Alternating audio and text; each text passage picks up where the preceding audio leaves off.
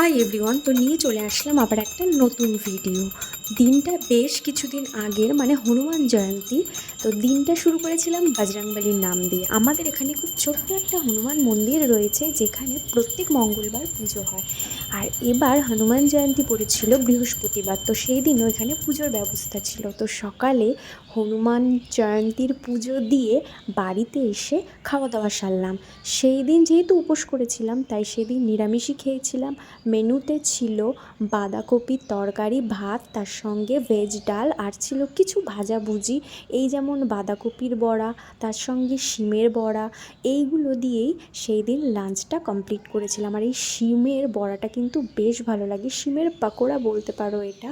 এটা আমি first time try করেছিলাম, কিন্তু ট্রাই করার পর আমার এটা এত ভালো লাগলো যে এটা আমি বারবার করে খাই। আর তারপরে খেয়ে নিয়েছিলাম একটা আইসক্রিম। আর আইসক্রিম খাওয়ার পর চলে গেছিলাম পড়াতে বিকেলের দিকে। তারপর বাড়ি এসে খেয়ে নিয়েছিলাম গরম গরম চা। এটা খুব দরকার মাঝে মধ্যে, খুব একটা খাই না কিন্তু মাঝে মাঝে খাই। আর রাতে খেয়েছিলাম এক সেদ্ধ ভাত। ব্যাস এটুকুই ছিল খাওয়া দাওয়া।